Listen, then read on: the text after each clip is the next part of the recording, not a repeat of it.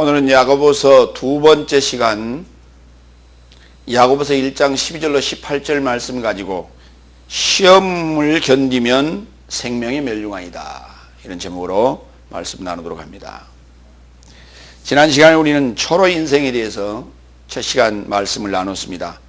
인생은 풀과 같고 그 영화는 꽃과 같으며, 인생은 풀의 그 이슬과 같이 순식간에 사라지는 것이지만은 우리는 믿음으로 시험을 이기고 견디면 우리가 하나님의 그 귀한 생명을 얻을 수 있다, 영생에 이를 수 있다 하는 제목으로 말씀을 나눴습니다. 야고보서는 전편이 믿음에 관하여 말하고 있다. 그런데 믿음도 시작할 때의 믿음이 있고 그리고 완성된 믿음이 있습니다.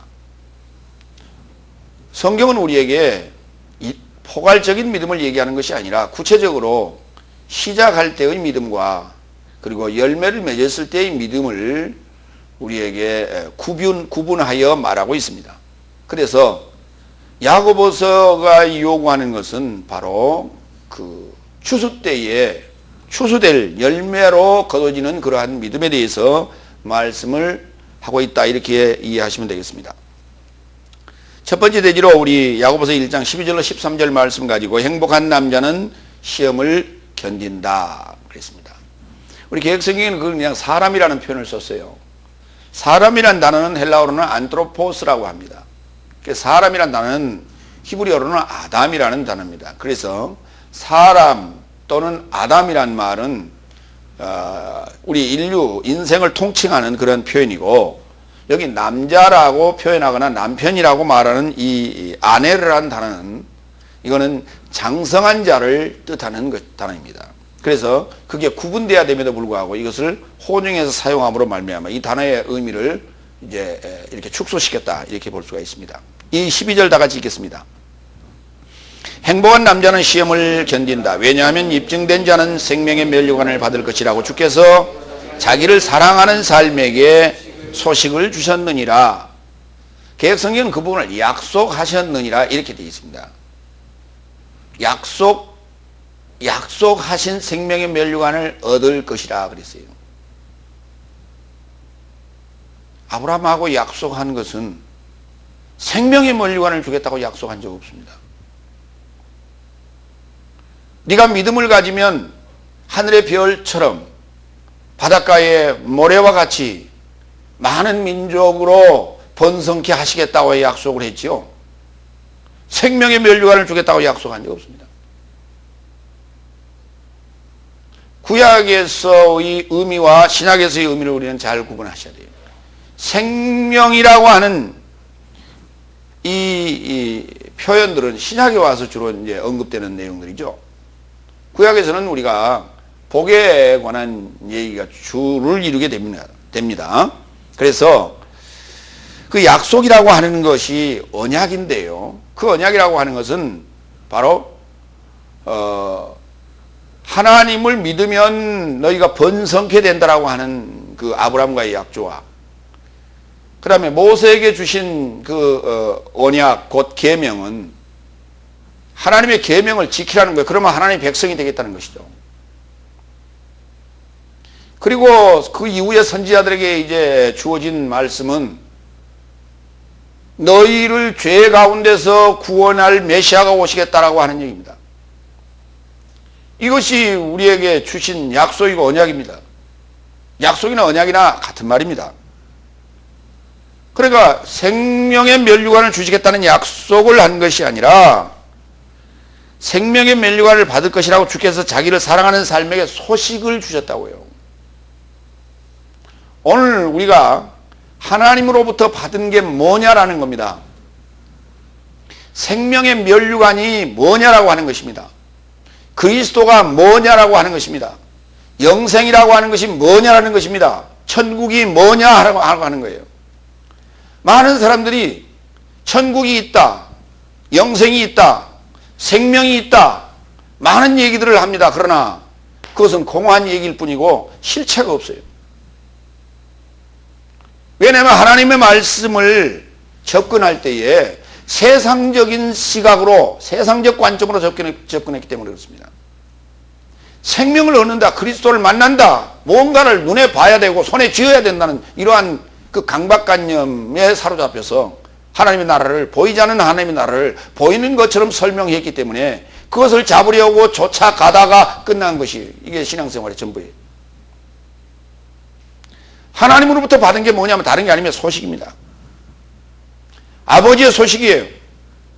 하나님이 나를 기억하고 나를 하나님 백성 삼아주시겠다는 소식입니다. 하나님이 나에게 뭐라 말씀하셨느냐라고 하는 거예요. 지금 이거가 우리가 생명이에요. 그걸 우리가 깨달아 내 믿음과 하나 되어서 그 믿음이 견고한 바위 위에, 반석 위에 세워지는 것이 바로 그게 생명이에요. 그게 소식이고요. 그게 하나님 나라입니다. 기존에 우리가 가지고 있던 이제 사고에서 점점 생각을 좀 바꿔야 된다는 거예요. 이제 여러분들이 이 설교를 들으실 때 행복한 남자는 시험을 견딘다고 그랬어요. 행복한 남자는 시험을 견딘다고 그랬어요. 개혁성경의 이 부분은 사람이 시험을 잡는 자는 복이 있도다 그랬죠. 행복한 남자가 시험을 견딘다고요. 그럼 행복한 남자라고 하는 게 뭡니까? 우리가 마태복음 5장 3절부터 언급하고 있는 팔복에 관한 그 삶을 살고 있는 자가 행복한 남자예요. 그 행복한 남자는 시험을 견딜 수 있다는 것이에요. 그러나 그와 같은 삶을 살지 못하는 자는 시험에 넘어지게 된다는 얘기입니다. 반대로. 견딘다는 말은 이런 단어예요. 히포메노라는 단어를 쓰는데 헬라어로 뭔가 아래서 이렇게 머물고 있다는 거예요.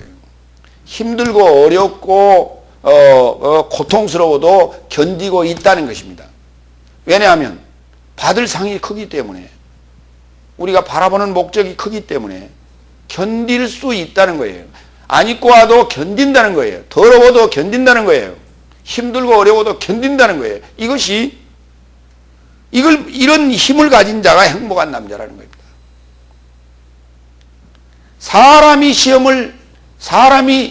시험을 참는 자가 복이 있는 게 아니고요. 복이 있다는 게 아니에요. 행복하다는 마카리오스라는 단어를 씁니다. 이건 형용사입니다. 복이 있는 게 아닙니다. 고린도전서 11장 3절로 4절을 좀 보겠습니다. 여기 남자라는 단어가 고린도전서에서 이렇게 사용됐어요. 그러나 모든 남편의 머리는 그리스도이시며 아내의 머리는 남편이요 그리스도의 머리는 하나님이라는 것을 나는 너의 삶에게 알기를 원한다. 머리에서 내려가 기도나 예언을 하는 모든 남편은 그 머리를 부끄럽게 하는 것이요 그랬어요. 이 말은 무슨 말인가? 머리라는 말은 케팔레라고 하는데요, 붙잡고 있다는 거예요. 그러니까 통제 능력을 갖고 있다는 것입니다. 그러면 여자의 통제 능력은 남자에게 있고 남편에게 있고요. 그다음에 남편의 통제 능력은 그리스도에게 있고요. 그리스도의 통제 능력은 하나님에게 있다는 거예요. 그러면 여기서는 지금 우리가 눈으로 볼 수 있는 상황은 두 사람이에요. 아내와 남편.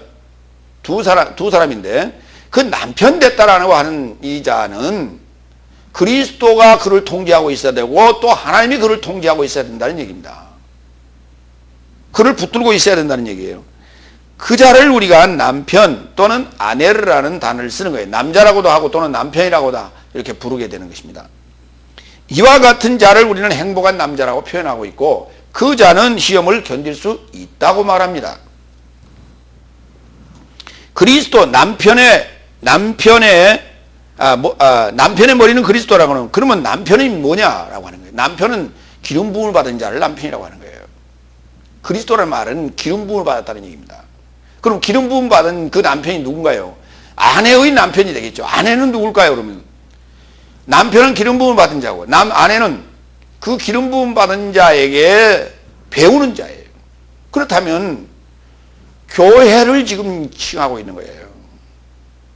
아담과 하와가 시작했던 것처럼, 창세기에서 시작했던 것처럼 에베소 5장에서 교회에 대해서 남편과 아내에 대한 얘기를 언급한 것처럼 성경이 말하는 남편과 아내라는 얘기는 교회를 뜻하는 것이에요. 그래서 지도자와 배우는 성도의 관계를 지금 이렇게 표현하고 있는 것입니다. 이 관계가 외적으로 표현된다면 그렇게 되고요. 내적으로 표현된다면 여러분의 남편은 바로 주님이 되시는 거예요. 그건 여러분 속에서의 상황과 여러분의 밖에서의 상황이 일치한다. 이렇게 보시면 됩니다. 고린도전서 13장 9절로 11절 보겠습니다. 왜냐하면 나의 삶이 부분에서 알고 있고 부분에서 예언하고 있으나 완전한 것이 이를 때에는 부분에서 나온 것이 폐지될 것이다. 내가 미숙아로 있을 때엔 미숙아처럼 말하였고 미숙아처럼 생각하다가 남편이 되었을 때는 미숙아의 삶을 폐지하였노라 그랬습니다. 여기 남편이 됐다는 얘기는 장가를 갔다는 얘기죠. 남편이 됐다는 얘기는 기름 부음을 받았다는 얘기입니다. 남편이 됐다는 얘기는 아내를 거느리고 있다는 얘기가 되겠죠. 그런데 그 아내를 거느린 자는 장성한 자라고 지금 고린도전서 13장 11절에서는 장성한 자로 표현했어요. 장성한 자가 되었을 때는 그렇게 표현했는데 남편이 되었을 때는 맞아요. 이 말이 맞는 거예요. 같은 개념으로 이해하시기 바랍니다. 그런데 13장 4절에서 11장 4절에서 머리에서 내려가 기름 부음 받은 그 상황을 망각하고 기도나 예언을 하는 모든 남편은 그 머리, 곧 기름 부음 받은 그 자체를 부끄럽게 하는 일이라고 했어요. 다시 말해서 행복한 남자가 시험을 견디지 못하면 그건 부끄러운 일이라는 거예요. 기도나 예언을 하고 있다는 얘기는 지금 그 어려운 상황에 처해 있다 이렇게 볼 수가 있는 것이죠. 누가복음 22장 28절 행복한 남자는 진짜 누구냐? 그리스도입니다. 나의 모든 시험 안에 나와 함께 머무는 삶이 너의 삶이라고 그랬어요. 그러니까 그리스도가 행복한 남자인데요. 그 그리스도는 나와 나의 삶과 어떻게 함께 계실 수 있느냐라고 하는 거예요. 지금 누가복음 22장 28절 상황은 다시 말해서 복음서의 상황은 여러분 자신 안에 계신 그리스도께서 말씀하시는 거고 여러분 자신 안에 계신 그리스도께서 시험 당하시는 모습이에요. 누구 때문에? 여러분과 저 때문에. 예수님이 시험 받을 이유가 뭐가 있습니까? 예수님이 하나님이신데 시험 받을 이유가 없으신 분이에요. 그런데 그분이 시험을 당했다고 표현합니다. 이것은 바로 저와 여러분과의 관계 속에서 있을 때만이 가능한 일입니다.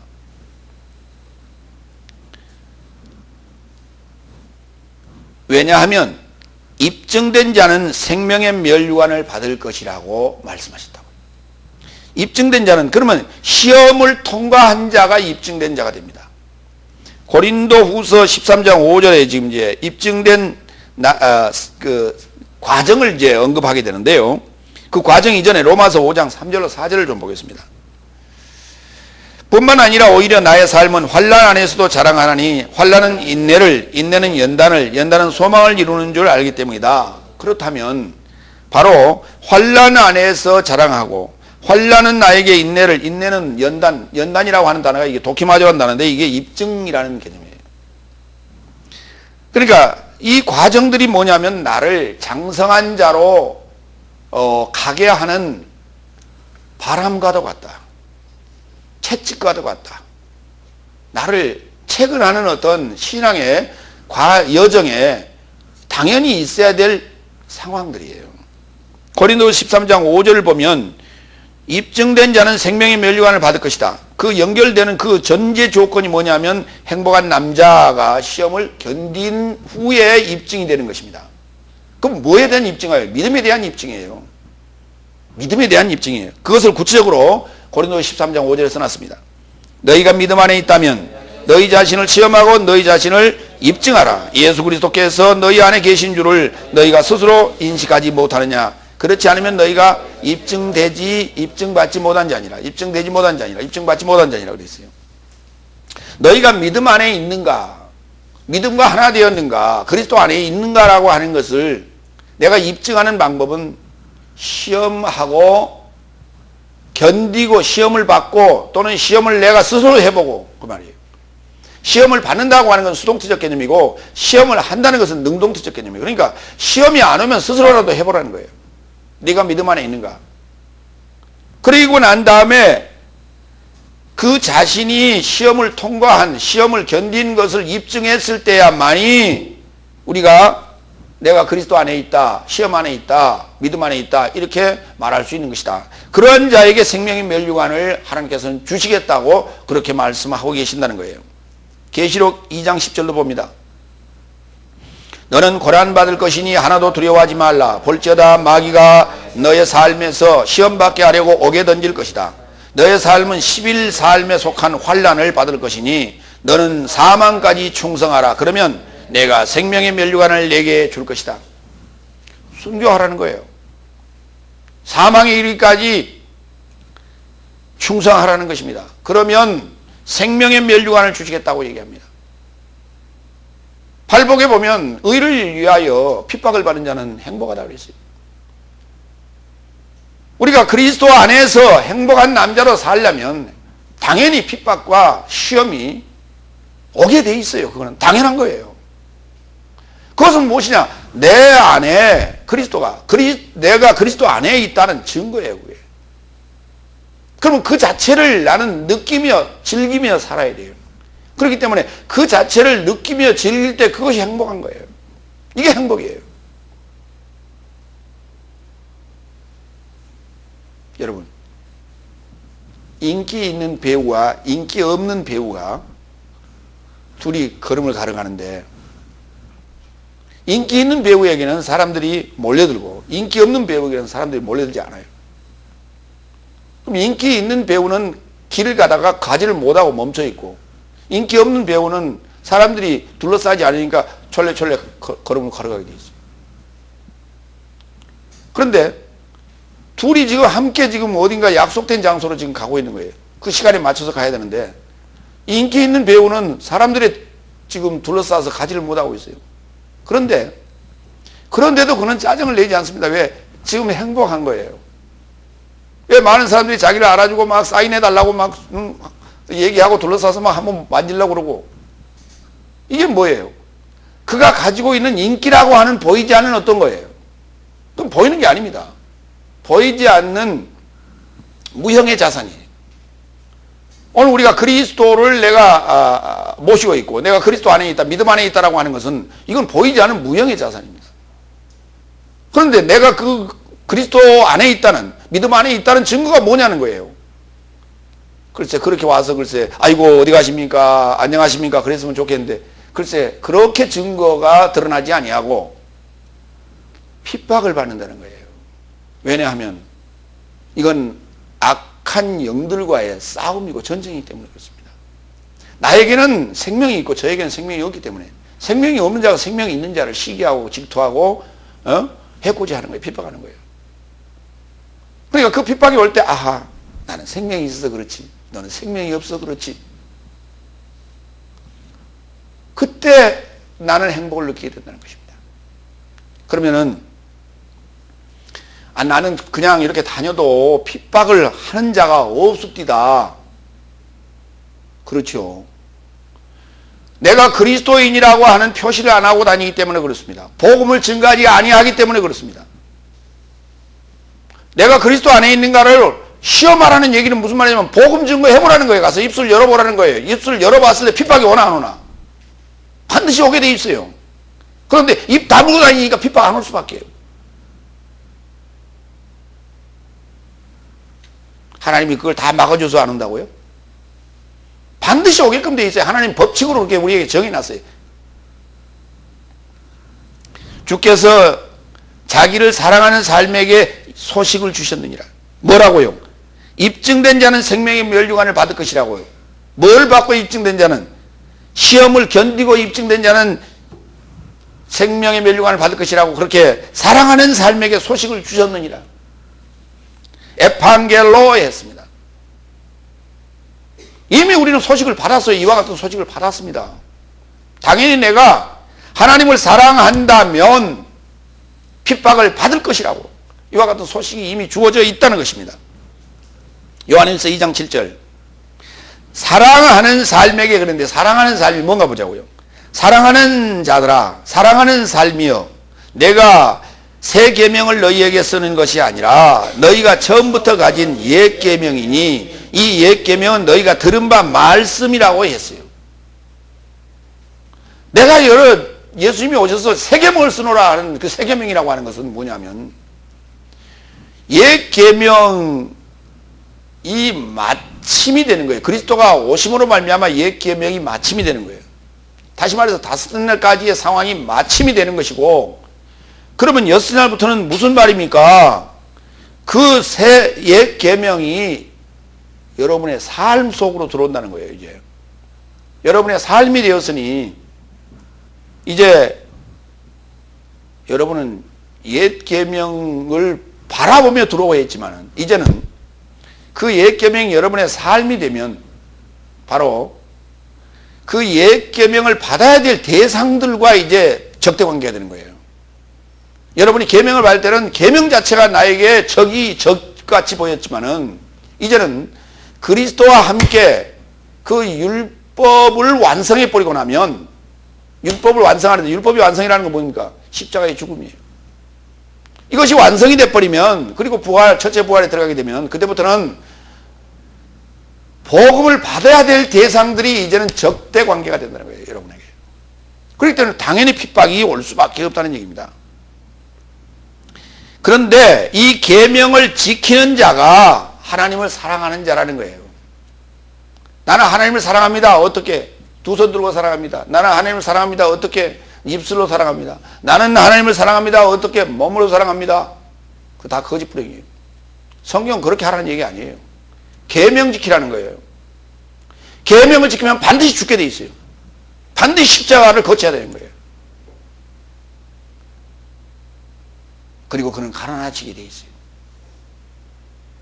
그가 바로 행복한 삶이라고 성경은 언급하고 있습니다. 우리의 행복은 그렇게 시작됩니다. 세상의 것에 즐기며 세상의 것으로 만족하며 행복을 느끼는 것이 아니라 세상의 것과 결별하며 행복을 느끼는 것입니다. 요한일서 2장 25절, 여기 소식을 주셨느니라 할 때 그것을 이제 그건 동사고요. 에판겔로라고 하는 동사고, 그 에판겔로의 명사가 뭐냐면 에판겔리아라고 합니다. 다 같이 에판겔리아. 그것을 이제 설명하면 연결된 소식이 됩니다. 연결된 소식이라고 하는데 그걸 줄이면 연통이에요, 우리말로. 그 연통이 뭐냐, 연결된 소식이 뭐냐 그랬더니 이것이랍니다. 그가 나의 삶에게 영원한 생명을 전했느니라. 그가 나의 삶에게 영원한 생명을 전했느니라. 그러니까 연결된 소식이 뭐냐? 이게 약속이 아니고요. 연결된 소식이라고 하는 게 뭐냐면 그가, 하나님이 나의 삶에게 영원한 생명을 전해 주셨다고요. 전해 주셨는데, 야, 내가 너에게 이 소식을 전한다, 들었느냐? 이게 아니고 소식을 전함으로 말미암아 나와 이제 관계를 맺게 됐다는 거예요. 관계. 우리가 편지를 띄웠어요, 누군가에게. 내가 모르는 사람인데 당신하고 내하고 사귀고 싶습니다라고 연애 편지를 띄웠어요. 그랬더니 상대가 그 편지를 받고 답장이 왔어요. 그때부터 그 한 통의 편지 때문에 둘은 주거니 받거니 편지가 오가면서 연결이 됐죠. 그 편지 한 통 때문에 연결이 된 거예요. 그렇게 연결돼서 결국은 만나서 결혼하고 아이 낳고 이제 이게 이렇게 되는 거예요. 이 관계예요, 관계. 그러니까 오늘 우리가 소식을 받았다라고 하는 것은, 에판겔로 소식을 전해 받았다라고 하는 것은 뭐냐면 하나님께서 나에게 러브콜을 보낸 거예요. 사랑의 편지를 보낸 거예요. 이 편지를 받음으로 말미암아 내가 지금 연통을 받았는데, 바로 그것이 뭐냐면 편지의 내용이 뭐다? 영원한 생명이라는 거예요.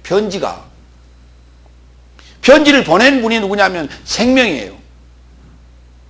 그 생명과 나랑 부부가 되자는 거예요.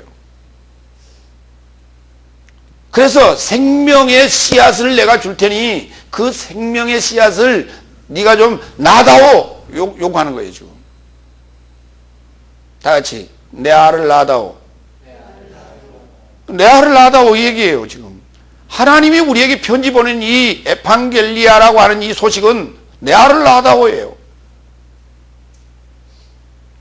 근데 우리는 지금 나는 몰라 라고 하고 있는 거예요. 지금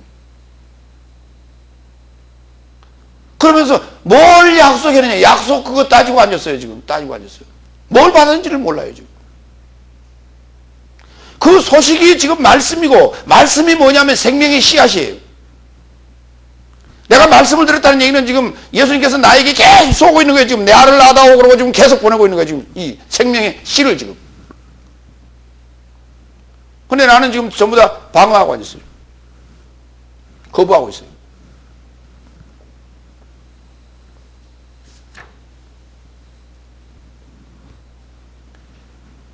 이 씨를 받아서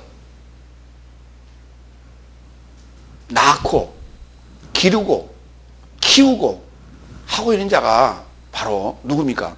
행복한 남자예요. 행복한 남자예요. 두 번째 13절, 아무나 시험 받으면서 내가 하나님으로부터 시험 받는다고 말하지 말라. 왜냐하면 하나님은 악한 삶으로부터 시험에 들지 않는 분이시며 친히 아무도 시험하지도 않으신다 그랬어요. 시험이라는 게 뭐냐 하면 두 가지 기능을 갖고 있다 그랬어요. 시험은 누가 하는 겁니까? 사실은 하나님이 하시는 거예요.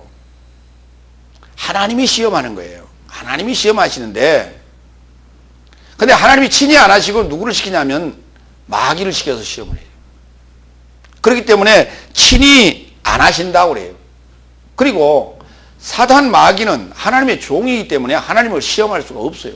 그래서 하나님의 시험 받지도 않으신 분입니다.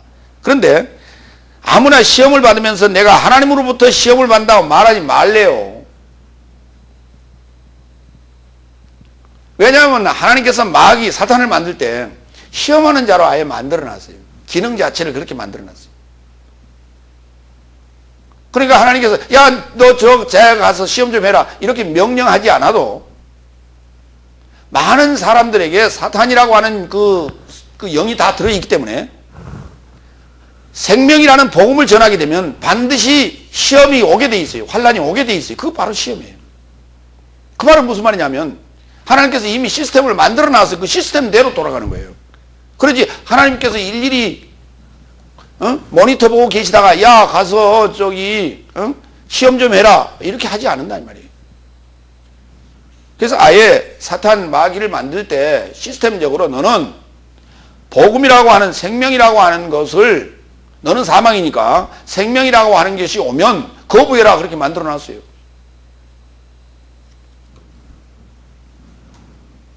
사람이라면 누구나 시험을 받습니다.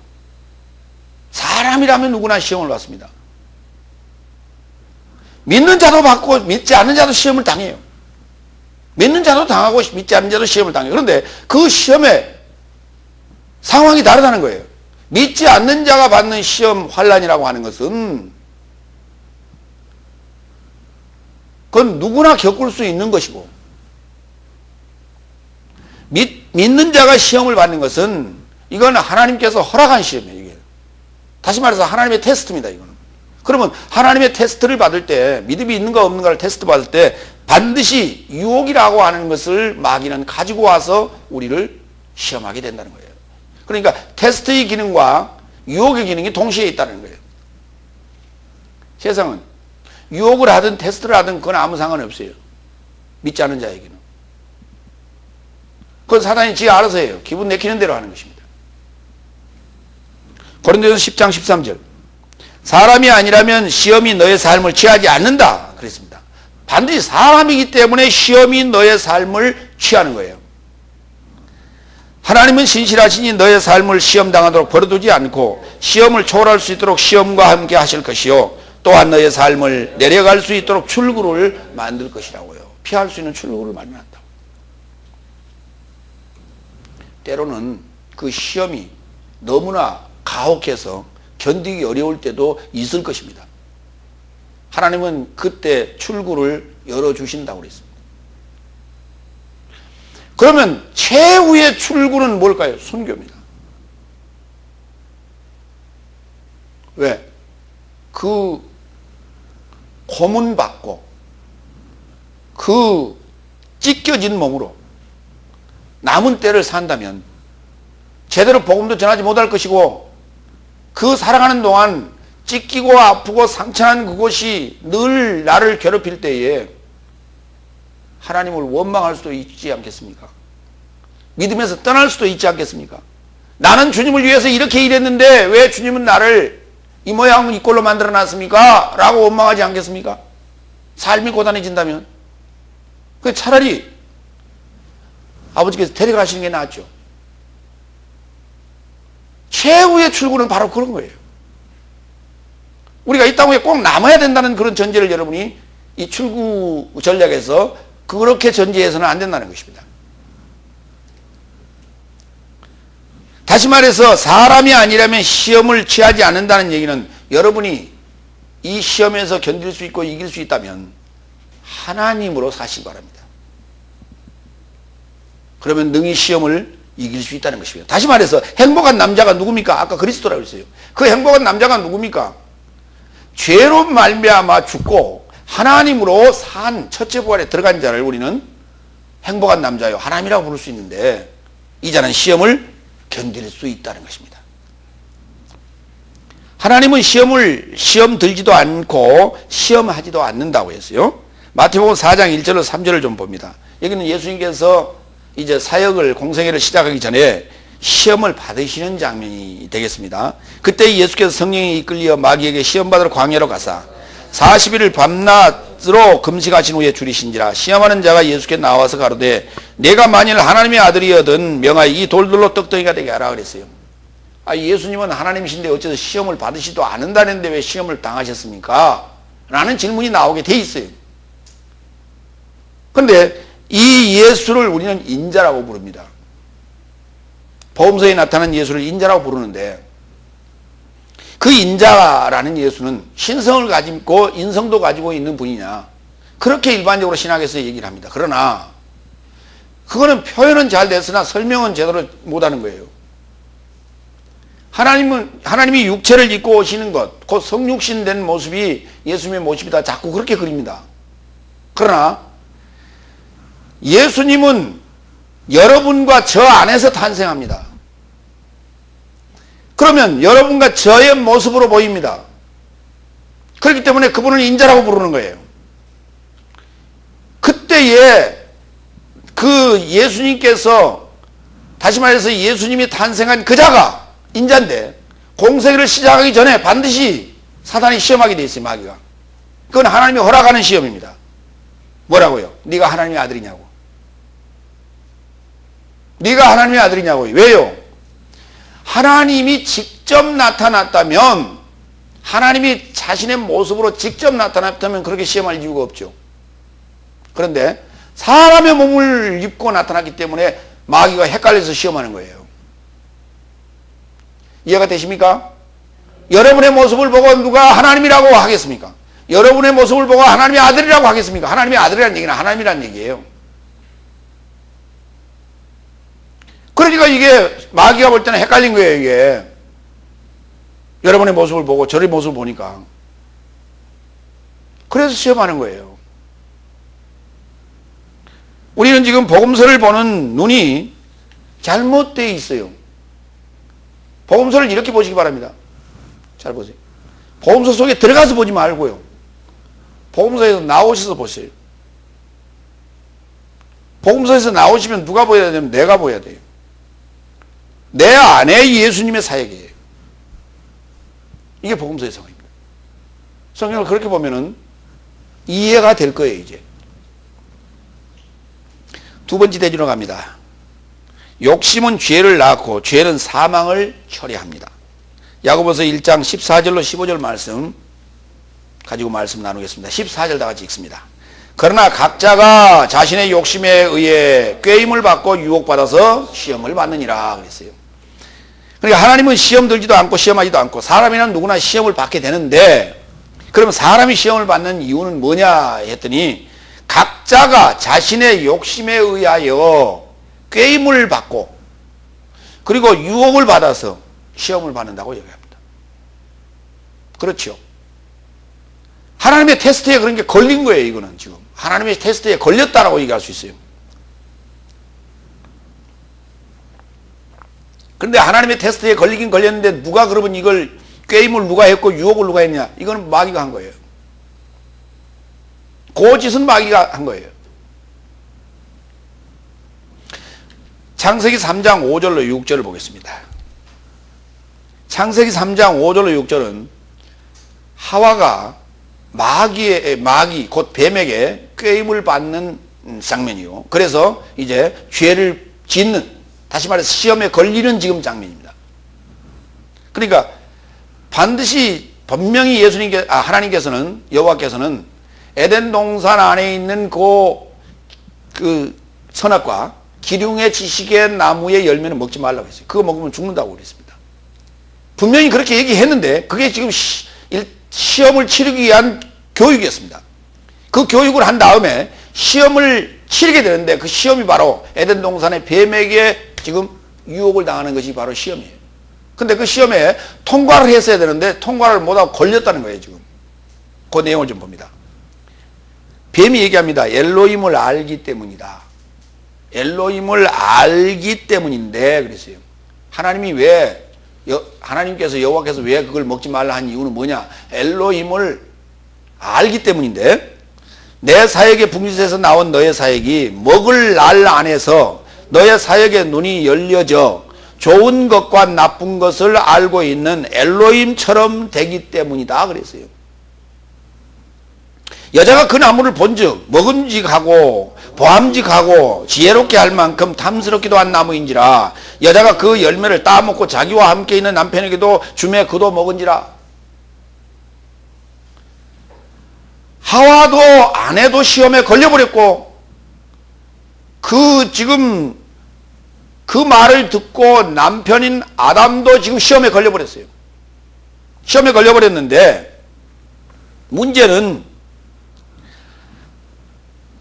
좋은 것과 나쁜 것을 알고 있는 엘로힘처럼 된다는 거예요. 그거 먹으면.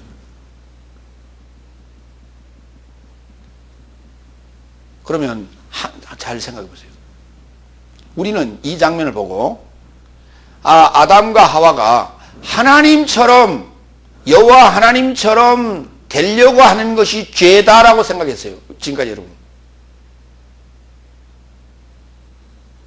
그것이 죄라고 생각했어요. 그런데 지금 뱀이 유혹한 건 뭐냐면 좋은 것과 나쁜 것을 알고 있는 그 엘로힘처럼 된다고 지금 얘기를 했어요.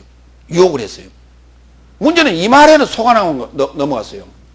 엘로힘처럼 된다고 그러니까 하와가 생각할 때 그 엘로힘처럼이라는 그 엘로힘이 누구라고 생각했냐면 이게 여호와로 생각한 거예요. 오늘 우리가 성경을 보면서 이 부분을 놓치고 있는 것입니다. 뱀이 지금 하와에게 유혹한 그 엘로힘처럼 된다라는 그 엘로힘이 누구냐?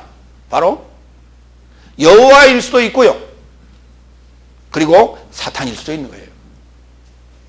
그런데 오늘 여기 좋은 것과 나쁜 것을 알고 있는 엘로힘은 사탄이었습니다. 이 말에 지금 넘어가는 거예요. 우리가 미혹을 당하고 유혹을 당해서 사기를 당하고 우리가 시험에 걸릴 때는 말에 넘어가는 거예요. 왜? 지식이 없으니까.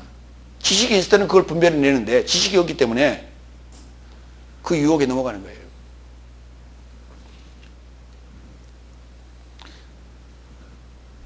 시험을 왜 보느냐고요? 보았어요. 보았더니 견물생심이에요. 눈이 번쩍하기 시작했어요. 와, 멋있다. 그래서 사람들은 뭔가를 보려고 그래요. 그렇죠. 야, 한번 보자. 봐서 뭐 하게.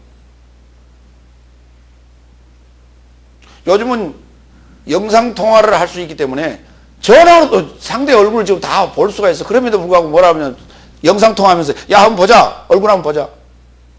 얼굴 보면서 지금 얘기합니다. 야, 얼굴 한번 보자 그래요.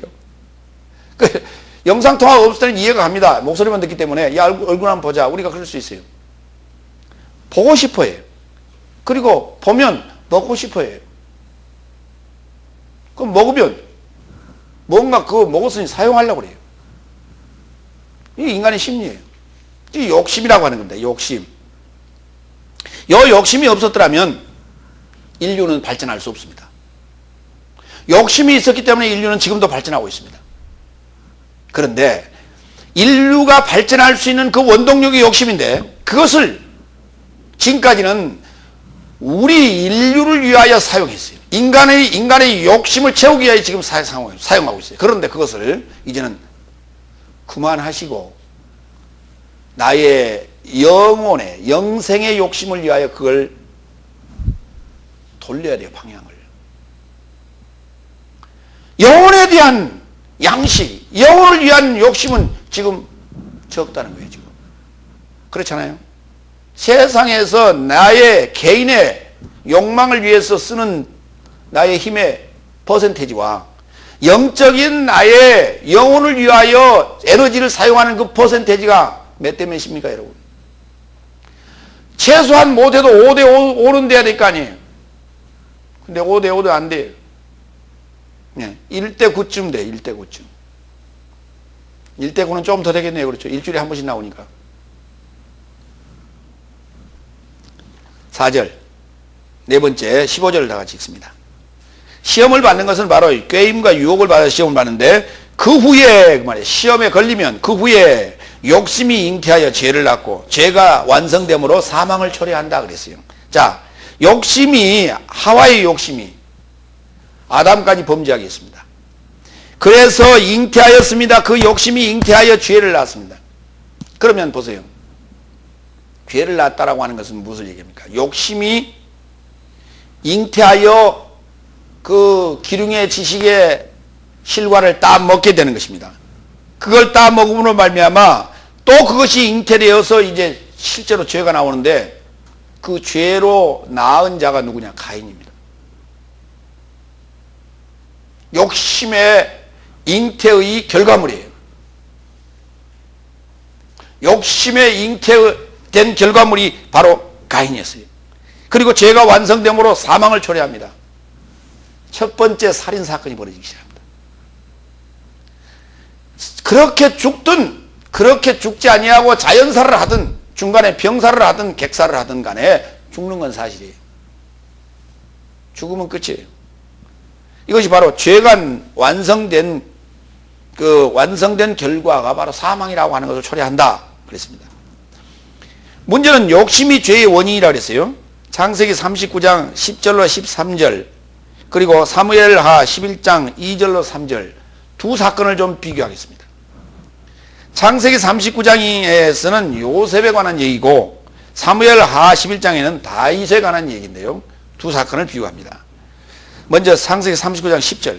여인이 날마다 요셉에게 청하였으나 요셉이 듣지 아니하여 동침하지 아니할 뿐더러 함께 있지도 아니한지라. 그러할 때에 요셉이 시무하러 그 집에 들어갔더니 그 집 사람은 하나도 거기 없었더라. 그 여인이 그 옷을 잡고 가로되 나와 동침하자. 요셉이 자기 옷을 그 손에 버리고 도망하여 나가매, 그가 요셉이 그 옷을 자기 손에 버려두고 도망하여 나감을 보고 이제 그걸로 근거를 삼아서 요셉이 나를 성폭력하려고 했다, 이렇게 이제 거꾸로 이제 죄를 더 씌워서 그를 감옥에 가두게 됩니다. 요셉은 애굽의 시위대장 보디발의 집에서 사원으로 일하고 있을 때의 상황입니다. 그가 용모가 출중하고 준수하기 때문에, 그리고 똘똘하거든요. 그러니까 연하의 남자가 매력적이에요. 그러니까 갖고 싶었던 거예요. 그러나 요셉은 믿음의 사람이라 거부했습니다. 그 결과가 어떻게 왔습니까? 바로 시험이라고 하는 것이, 환난이라고 하는 것이 오게 되는 것이에요. 믿음의 사람이 그 시험을 물리쳤을 때 반드시 뭐가 왔어요? 지금 환난이 오는 걸 우리가 지금 보게 돼요. 그러나 그것이 그를 총리 대신으로 갈 수 있도록 만든 전화 이복으로 하나님께서는 그것을 출구를 만들어서 그를 애굽의 총리 대신이 될 수 있도록 만드는 계기가 되지 않습니까? 사무엘 하를 볼까요? 11장 2절 3절 다윗입니다. 다윗 하면 우리는, 다윗 왕 하면 이스라엘 사람들은 최대의 왕이요 최고의 인물입니다. 다윗 왕. 우리도 다윗 하면 최고의 성분이라 용장이요. 그는 용맹스러운 임금이었습니다. 왜? 어렸을 때 아주 적은 목동이었을 때 그는 골리앗을 쳐부순 그런 위인 아닙니까? 그래서 우리는 상대가 되지 않는 싸움을 우리는 골리앗과 다윗의 싸움이라 이런 비유를 많이 하죠. 사무엘하 11장 2절 저녁 때에 다윗이 그 침상에서 일어나 왕궁 지붕 위에서 거닐다가 그곳에서 보니 한 여인이 목욕을 하는데 심히 아름다워 보이는지라 다윗이 보니 그 여인을 알아보게 하였더니 고하되 그는 엘리암의 딸이요 햇사람 우리아의 아내 밧세바가 아니니까 그랬어요. 그래서 그 여인을 마음에 품기 시작합니다. 이것이 뭐였어요? 욕심이라고 하는 것이 잉태되기 시작했어요. 그래서 그것을 실행에 옮깁니다. 바로 그의 남편 우리아를 전장에서 불러들이죠. 왜? 밧세바를 취하고 난 다음에 그가 임신했다 하니까 그것을 덮으려고 전장에 나가 있는 우리아를 불러다가 어찌 전세가 어떠느냐 하루 물어보고 나서 야 이왕 왔으니까 오늘 밤 집에 가서 하룻밤 자고 가니라 이렇게 그 죄를 덮으려 했는데 우리아가 거부했습니다. 남들은 다 지금 전장인데 내가 어찌 여자와 동침하고 하룻밤 자고 가겠습니까? 이건 말이 안 됩니다. 그냥 가겠습니다 하고 거부하고 갔어요. 그래서 이놈 하고 괘씸죄에 걸려서 그를 이제 전장에서 나가서 죽게 만들지 않습니까? 여기 지금 햇사람 우리아라고 하는 단어의 뜻은 여호와의 불꽃이라는 뜻을 가지고 있습니다. 그 범죄를 덮기 위해서 여호와의 불꽃을 꺼버려야 됐어요. 그래서 전장에서 죽도록 만들었어요. 아내 밧세바라는 뜻은 맹세의 딸이라는 뜻이에요. 그래서 우리아를 취하여 이제 아이를 낳게 되는데 그 죄가 완성됨으로 사망을 초래한다 그랬어요. 그 결과를 볼까요?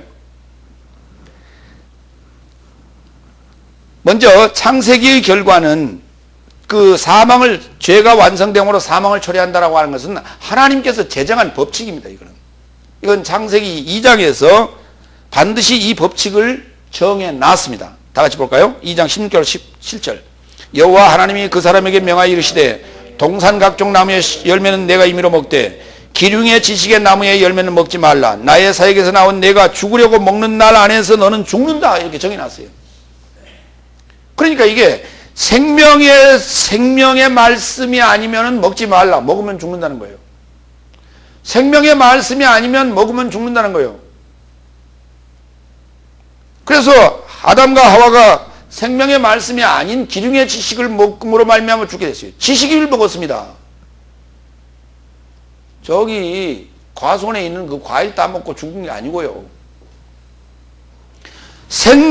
기륭의 지식의 나무에서 나오는 열매를 먹었다니까요. 그러면 기륭의 지식의 나무에서 나오는 열매라는 건 뭐예요? 기륭이지.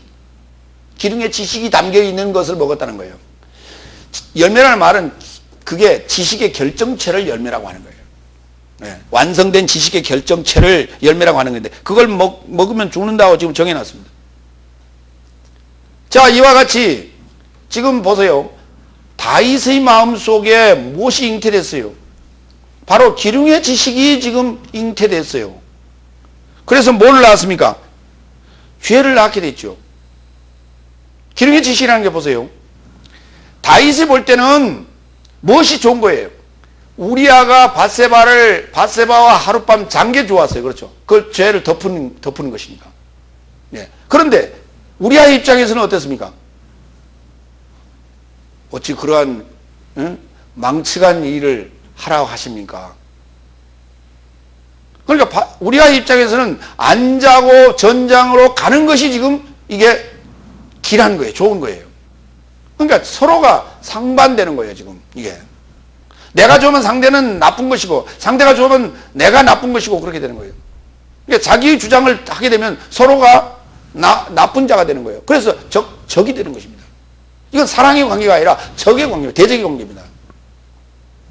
생명의 지식이라고 하는 것은 대적자를 사랑하는 것이고요.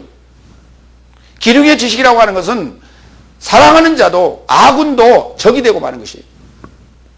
지금 우리아와 다윗은 적이 아니라 아군이에요. 한 사람이 지금 부족한 거예요. 전장에 나갔으니까. 그런데 아군을 죽인다. 이건 말이 안 되는 것이죠. 뭐 때문에? 기름의 지식이 들어갔기 때문에 그런 거예요.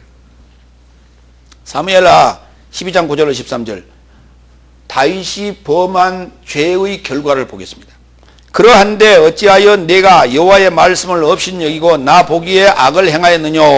내가 칼로 햇사람 우리아를 죽이되 암몬 자손의 칼로 죽이고 그 철을 빼앗아 내 철을 삼았도다. 이제 네가 나를 업신여기고 햇사람 우리아의 철을 빼앗아 내 철을 삼았은즉 칼이 내 집에 영영이 떠나지 아니하리라 하셨고 여호와께서 또 이처럼 이르기를 내가 내 집에 재화를 일으키고 내가 내 처들을 가져 내 눈앞에서 다른 사람에게 주리니 그 사람이 내 처들로 더불어 백주에 동침하리라. 너는 은밀히 행하였으나 나는 이스라엘 무리 앞에 백주의 일을 행하리라 하셨나이다. 다윗이 나단에게 이르되 내가 여호와께 죄를 범죄하였노라 하매 나단이 다윗에게 대답하되 여호와께서도 당신의 죄를 사하였나니 당신이 죽지 아니하려니와.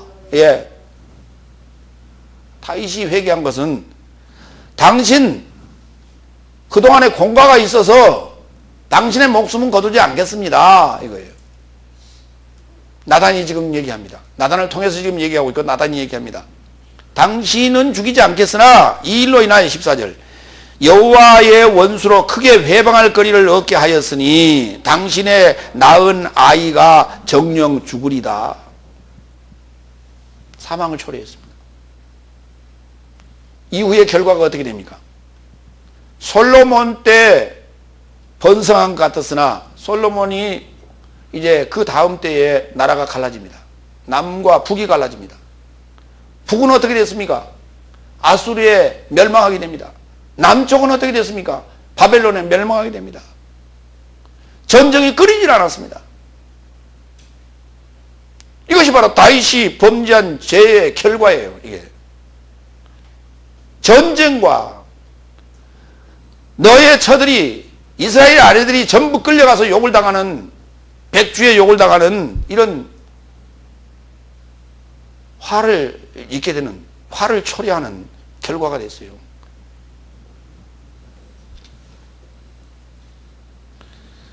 세 번째 야고보서 1장 16절로 18절 말씀. 미혹되지 말라. 미혹의 문제입니다. 미혹. 유혹이 아니라 미혹이에요. 유혹을 받아들이면 미혹입니다. 16절 나의 사랑스러운 형제의 삶이여 미혹되지 말라. 그러면 왜 미혹을 받는가라고 하는 거예요. 미혹이라는 말이 뭐냐면 플라나오라. 플라나오. 다 같이 플라나오. 예, 플라나오라는 단어인데 이건 방황하다는 의미를 가지고 있어요. 방황하다는 말이 무슨 말입니까? 중심이 없어 그래요. 흔들린다는 거예요. 갈대처럼. 중심이 없기 때문에 방황하기 시작해. 왜? 유리 방황하는 것이 뭡니까? 중심이 없어서 그래요. 유리 방황하는 게 뭡니까? 중심이 없다는 얘기는 지도자가 올바르지 못하다는 거예요. 말씀이 이랬다 저랬다 그런 게 상황에 따라서 말씀이 이렇게도 전하고 저렇게도 전한다는 얘기예요. 하나님의 말씀이 일관성이 없어요. 목표를 두고 정확하게 우리가 갈 길을 제시해야 되는데 그렇지 못하다는 거예요. 이러니 방황할 수밖에 없어요. 물어보면 믿음 없다고 야단치고 질문한다고 뭐라고 그랬었고 그것도 모르냐고 그랬었고 그러니까 누구한테 물어봐. 그래서 전도사님한테 물어보고 부목사님한테 물어봤더니 또 엄한 소리 하고 있고 그러니 도대체 어느 장단에 춤을 춰야 되는가. 그래서 고민하고 있던 중에 이런 얘기 저런 얘기 했더니 누가 얘기합니다. 나 좀 따라와봐. 아주 좋은 데가 있대. 그래서 따라갔더니 어떤 것이었어요? 이단이었어요. 그런 거예요 지금. 이게 우리가 그렇게 되는 거예요. 참목자를 만나지 못하면 유리 방황하게 되고 미혹 당하게 돼 있어요. 그거는 그냥 넘어가요. 그거는 바로 내가 중심이 있을 때도 여러 차례 도끼질 받다 보면 넘어갈 수 있어요. 그런데 나의 남편이 없을 때 내가 과부로 있을 때 나를 유혹하는 자에게 그 미혹에 넘어가게 돼 있어요. 그거는 구조적으로. 고린도서 11장 1절로 4절 성경이 말하는 미혹, 성경이 말하는 시험, 이거 다 뭐냐고요. 우리 세상에서 살면서 일어나는 문제요?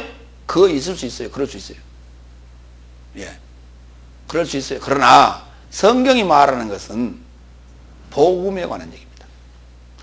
참 진리냐 비진리냐, 참 복음이냐 거짓 복음이냐, 참 예수냐 비슷한 예수냐, 이 얘기예요.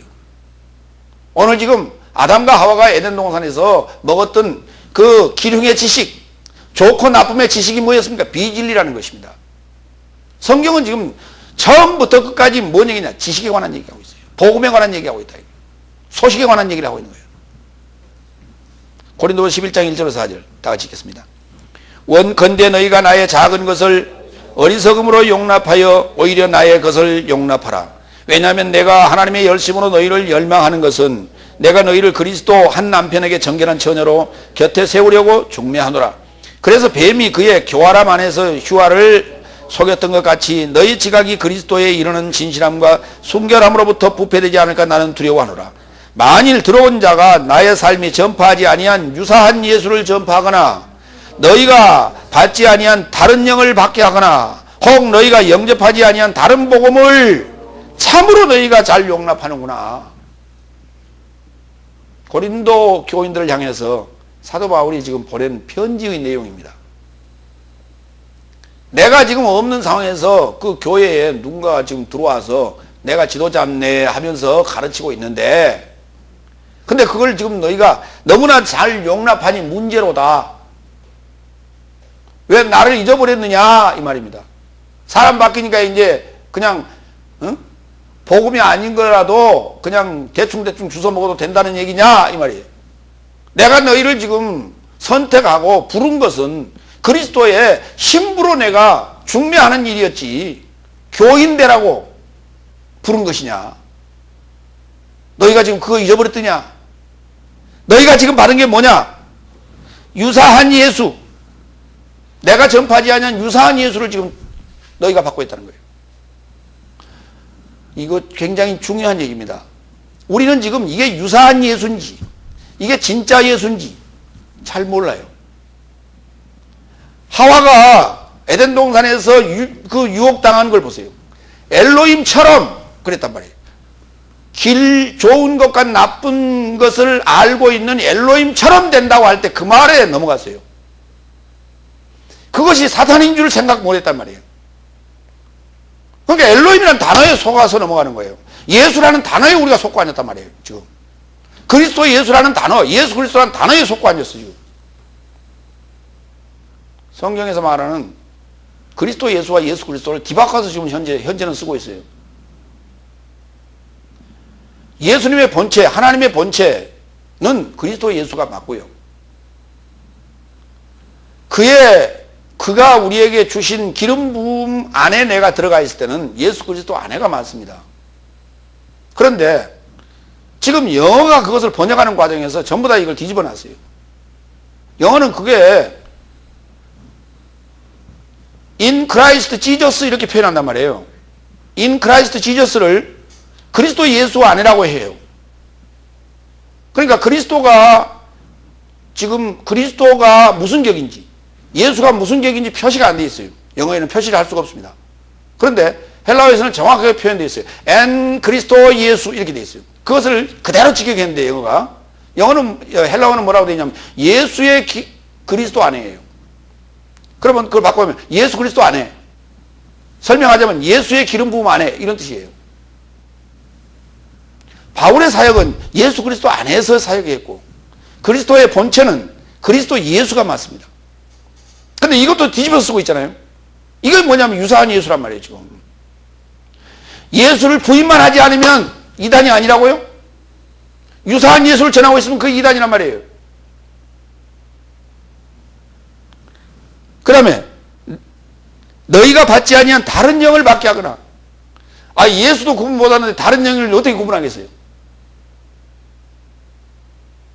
당연히 예수 얘기가 나오니까 저건 지금 이단이 아니구나 라고 생각하니까 어때요? 다른 영을 집어넣어도 받고 괘씸한 영을 집어넣어도 받고 더러운 영을 집어넣어도 받고 다 받는 거예요. 그냥. 왜? 분별력이 없으니까. 그리고 너희가 영접하지 않은 다른 복음을. 다 같은 얘기예요, 결국. 한 번 넘어가기 시작하면 다 넘어가는 게 되죠. 그건. 이것이 바로 미혹입니다. 이것이 바로 유혹에 걸린 거예요. 그러니까 테스트, 하나님의 테스트, 하나님은 테스트를 지금 계속해서 하시고 계시는데, 우리가 한 번 넘어지고 또 다시 돌아올 수 있어요. 다시 돌아올 수 있어요. 그런데 복음의 영에 우리가 사로잡혀서 넘어가 버린다면 다시 돌아올 수 있는 기회가 굉장히 적다는 거예요. 그래서 우리는 이게 이제 본질입니다. 고린도서 11장에 지금 언급하고 있는 유사한 예수, 다른 영, 다른 복음, 이게 본질인데, 이 본질적인 것에서 우리가 미혹되지 않고 시험에 넘어가지 않게 하기 위하여 우리는 삶에서 시험을 수없이 밟습니다. 그 삶에서 우리가 시험을 받을 때 그것을 우리가 돌이킬 수 있거든요. 아, 지난번에 실수했는데 이번에는 내가 안 당해야지, 이렇게 할 수 있어요. 그것을 반복하는 과정 속에서 내성이 생기게 돼 있어요. 그걸 통해서 본질적인 복음에 우리가 미혹되는, 다른 복음에 미혹되는, 다른 영에 미혹되는, 유사한 예수에 미혹되는 일이 없어야 된다는 거예요. 이거는 한번 넘어가면 다시 돌아오기가 너무 힘들기 때문에 그렇습니다. 왜? 돌아온 예들이 그렇게 많지 않아요. 6번째 17절. 사랑스러운 형제의 삶에 미혹되지 말라 그랬어요. 왜냐? 이걸 자꾸 망각했기 때문에 그렇다는 거예요. 17절을 망각했기 때문에. 모든 선한 주는 것과 모든 완전한 선물이 위에 있어 빛의 삶의 아버지로부터 내려오는데 그에게는 변덕도 없으시고 회전하는 그림자도 없으시다고요. 하나님은 변덕쟁이가 아니라고요. 아버지는 변덕쟁이가 아니라고요. 보세요. 태양이 변덕을 부립니까? 날이 흐렸다 개었다 하는 건 태양이 변덕을 부리는 거예요. 구름이 변덕을 부리는 거예요. 한번 생각해 보세요. 태양은 계속 비추고 있는데 구름이 끼었다 지나갔다 끼었다 지나갔다 하니까 그게 흐렸다 개었다 흐렸다 개었다 하는 거예요. 해는 변하지 않습니다. 하나님은 아버지는 변하지 않고 우리를 사랑하고 계시고 우리를 옳은 길로 가기를 원하고 계시는데 중간에 뭐가요? 마가 낀단 말이에요. 마가. 유혹하는, 미혹하는 시험하는 자가 있다는 거예요. 지금. 거기에 우리는 놀아나는 거예요. 거기에. 시편 19편 1절로 8절 보겠습니다. 하늘이 하나님의 영광을 선포하고 궁창이 그 손으로 하신 일을 나타내는도다. 날은 날에게 말하고 밤은 밤에게 지식을 전하니 언어가 없고 들리는 소리가 없으나 그 소리가 온 땅에 통하고 그 말씀이 세계 끝까지 이르도다. 하나님이 해를 위하여 하늘의 장막을 베푸셨도다. 해는 그 방에서 나오는 신랑과 같고 그 길을 달리기 기뻐하는 장사 같아서 하늘 이 끝에서 나와서 하늘 저 끝까지 운행하시며 그 온기에서 피하여 숨은 자가 없도다. 여호와의 율법은 완전하여 영혼을 소생케 하고 여호와의 증거는 확실하여 우둔한 자로 지혜롭게 하며 여호와의 교훈은 정직하여 마음을 기쁘게 하고 여호와의 계명은 순결하여 눈을 밝게 하도다 그랬어요. 여호와의 사역은, 여호와의 사랑은 하늘에 떠 있는 해와 같고, 그래서 해가 뜨면 싫어하는 사람 없어요. 다 좋아해요. 그런데 거기서 우리에게 뭐냐면 소식을 전한다고요. 언어가 없어도 소식을 전해요. 낮은 낮에게 밤은 밤에게 소식을 전해요. 끼리끼리 다 유유상종이라 전하는데 하나님도 마찬가지 소식을 전해요. 우리에게. 빛의 소식을 전하는데 구름이 끼어도 우리에게 소식이 옵니다. 구름이 낀다고 갑자기 온도가 10도 차이가 나는 게 아니에요. 구름이 끼어도 온도는 우리에게 온단 말이에요. 온기가 와요. 빛이 없어도 온기가 온다고요. 이게 하나님이에요. 아무리 마귀가 사단이 방해를 하고 회방을 놓고 핍박을 해도 하나님의 사랑은 나에게 온기로 느껴온단 말이에요. 이게 영이에요. 그래서 영이라. 그분은 우리의 신랑이에요. 신랑이 누굽니까? 아내를 몰라 하는 자가 어떻게 신랑이겠어요? 어떠한 상황에서도 그 아내를 기억하고 계신다는 거예요. 시편 84편 11절로 12절. 여호와 하나님은 해요 방패시라. 여호와께서 은혜와 영화를 주시며 정직히 행하시는 자에게 좋은 것을 아끼지 아니할 것임이니라. 만군의 여호와여 주께 의지하는 자는 복이 있나이다. 그렇습니다. 좋은 것을 주시려고 원하지. 그게 뭡니까? 영생입니다. 그게 생명입니다. 생명보다 더 좋은 게 있어요? 이 세상에 어떤 것이 더 진귀한 게 우리가 감당한 게 있다 할지라도 그가 목숨을 잃어버리면 그건 누구 것이 돼요? 남의 것이 되고 마는 거예요. 이와 같이 우리에게 중요한 건 생명이지 이 세상에 어떤 부귀영화를 누릴 수 있는 어떤 것들이 아니에요. 재화가 아닙니다. 고린도전서 11장 3절 그러나 모든 남편의 머리는 그리스도이시며 아내의 머리는 남편이요 그리스도의 머리는 하나님이라는 것을 나는 너의 삶에게 알기를 원한다 그랬어요. 하나님은 우리의 진정한 남편입니다. 나 또한 행복한 남편이 된다면 시험을 이기는 자야 됩니다. 예수님께서 시험을 이기고 그 공생애를 시작한 것처럼 우리도 마찬가지 이 행복한 남자라면 시험을 반드시 이기고 공생애를 우리도 시작해야 됩니다. 왜? 나의 남편은 그리스도이시기 때문에 그렇습니다. 그리스도의 남편은 하나님이시기 때문에 그렇습니다. 그 남편이라는 게 붙들고 있다는 거예요. 붙잡고 있다는 거예요. 나의 머리는 그리스도예요.